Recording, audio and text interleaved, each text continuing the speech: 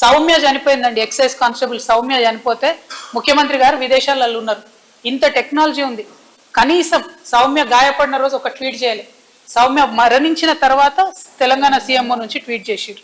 నేను ఇవాళ డిమాండ్ చేస్తా ఉన్న ముఖ్యమంత్రి గారిని, ఎక్సైజ్ వాళ్ళ మీద ఈ డ్రగ్ మాఫియా చేస్తున్నటువంటి దాడులు అరికట్టాలంటే ఎక్సైజ్ వాళ్ళకి వెపన్స్ ఇవ్వాలి, ఫారెస్ట్ వాళ్ళకు కూడా వెపన్స్ ఇవ్వాలని చెప్పి నేను డిమాండ్ చేస్తా ఉన్నా.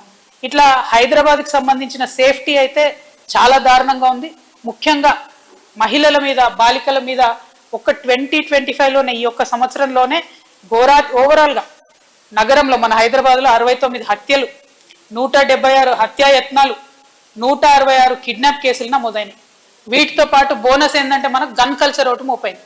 2 రోజుల కింద ఏటీఎం దగ్గర ఒక వ్యాపారవేత్త 6 లక్షల రూపాయలు తీసుకొని పోతుంటే గన్నులతో కాల్చి మరి ఎత్తుకపోయింది. పోయిన సంవత్సరం కంప్లీట్గా పోలీసు వాళ్ళ మీదనే బందిపోటు ముఠాలు వచ్చి గన్లతో కాల్చి, అయినా కూడా ముఖ్యమంత్రి గారు హోమ్ మినిస్టర్గా మేల్కోకపోవడం అన్నది అన్యాయం. దీన్ని తక్షణమే వారు చర్యలు తీసుకోవాలని చెప్పి నేను డిమాండ్ చేస్తున్నా.